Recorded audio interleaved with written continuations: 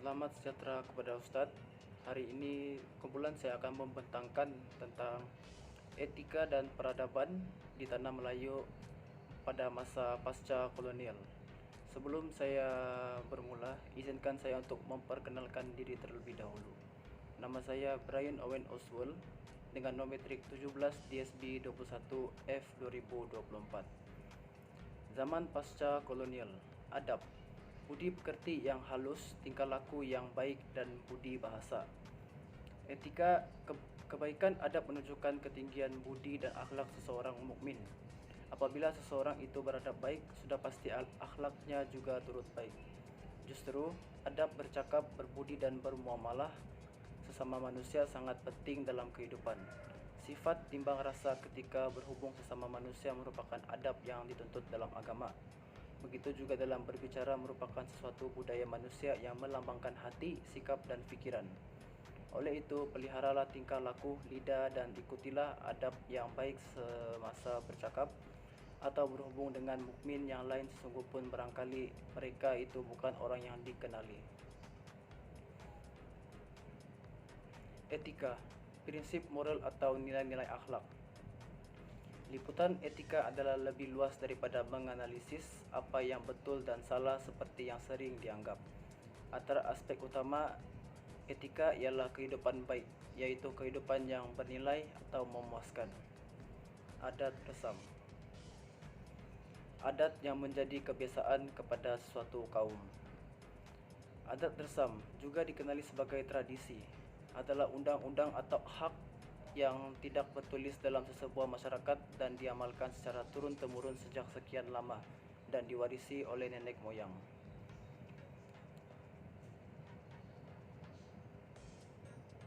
Etos, sifat ciri sesuatu bangsa, budaya, era dan lain-lain. Etos ialah perkataan bahasa Yunani bermaksud watak yang digunakan untuk mempamerkan kepercayaan ciri yang menjadi pedoman yang menggambarkan ciri suatu masyarakat, bangsa atau ideologi. Adat istiadat, berbagai-bagai adat yang diikut. Adat istiadat adalah bagian dari kekayaan budaya suatu daerah atau bangsa. Adat istiadat adalah bentuk budaya yang mewakili norma, nilai, tradisi, dan kebiasaannya bersama dari suatu kelompok. Biasanya adat istiadat digunakan untuk memandu sikap dan perilaku masyarakat tertentu. Etiket, adat dan peraturan bukan kesopanan, terutamanya dalam kehidupan sosial atau dalam profesi tertentu. Itu saja daripada saya. Sekian dan terima kasih.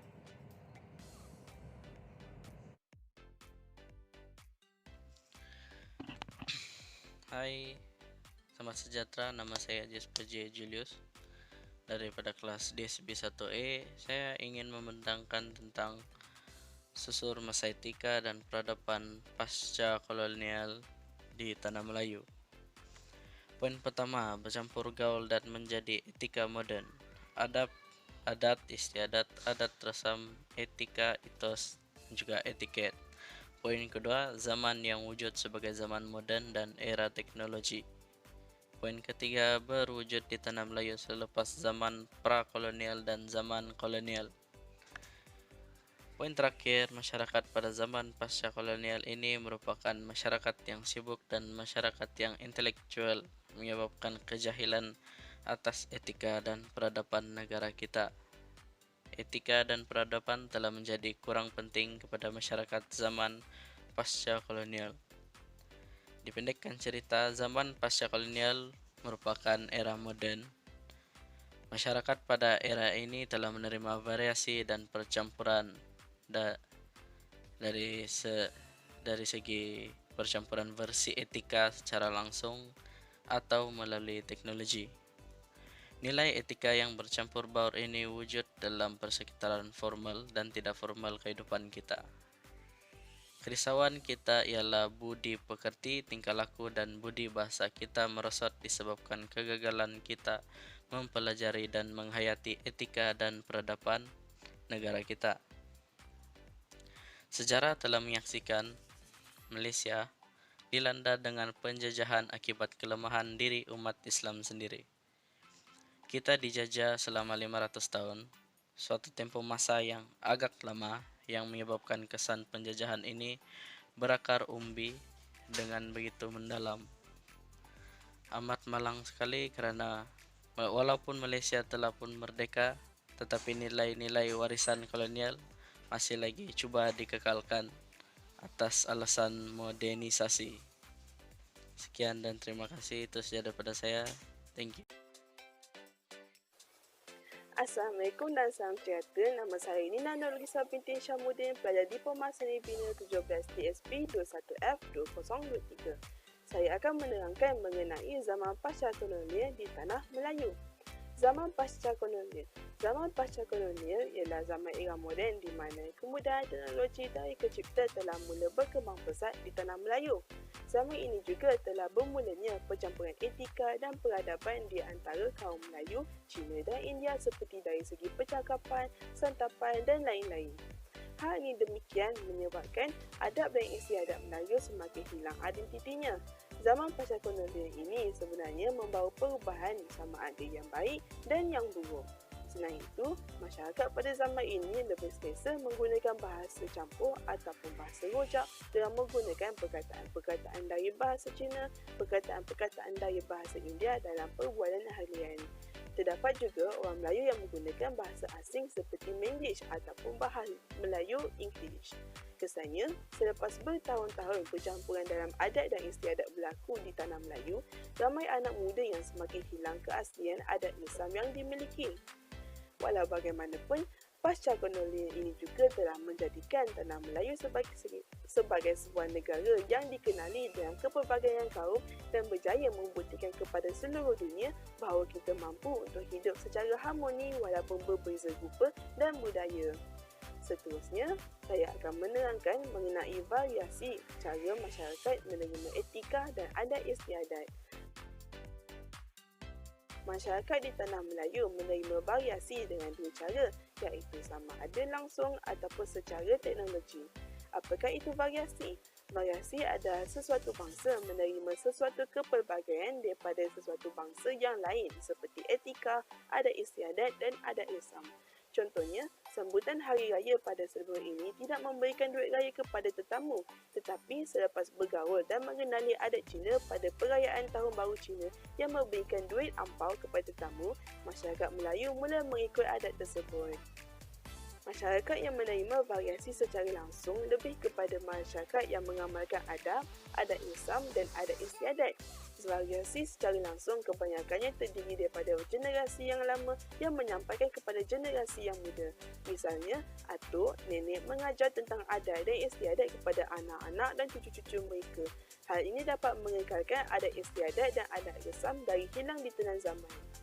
Masyarakat yang menerima variasi secara teknologi pula, kebanyakannya terdiri daripada generasi pada era moden yang lebih arif dalam penggunaan teknologi dengan menggunakan capaian internet seperti telefon pintar dan komputer riba. Contohnya, anak-anak generasi muda mampu untuk berinteraksi dan berhubung dengan seseorang walau di mana pun keberadaan mereka dengan kemudahan di hujung jari. Sekian sahaja daripada saya. Terima kasih. Hai, Assalamualaikum dan salam sejahtera.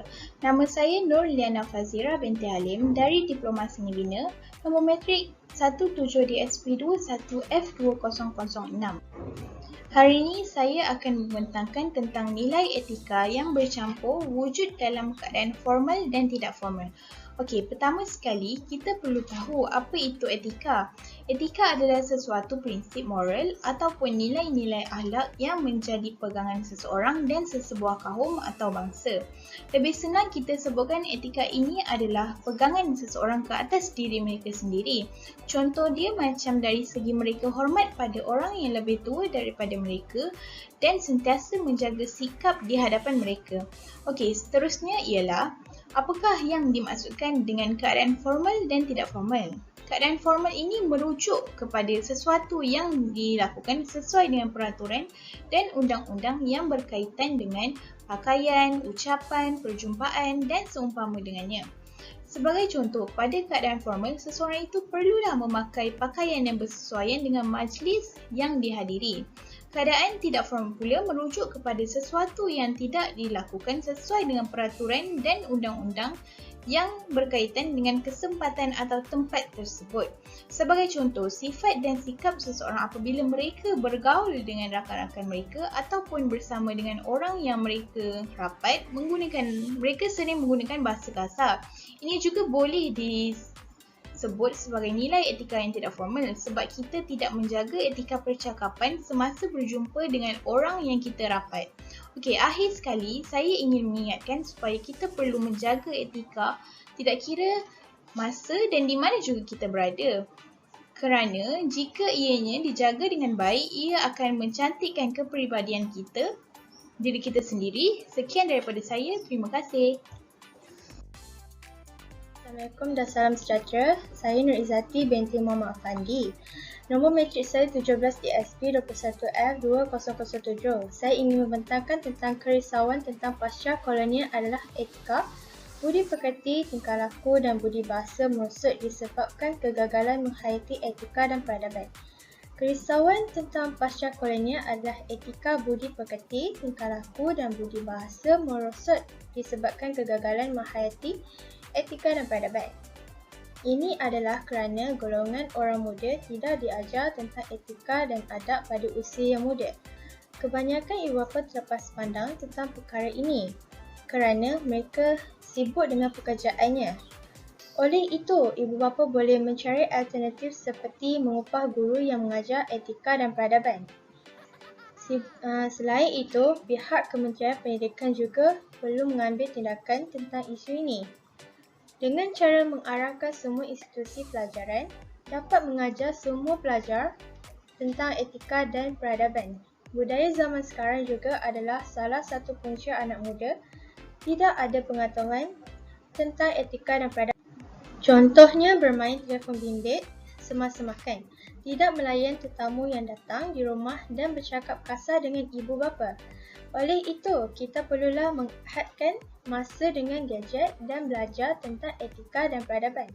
Kesimpulannya, kita perlu mendidik anak muda tentang etika dan peradaban supaya semua masyarakat mempunyai etika dan adab terhadap masing-masing.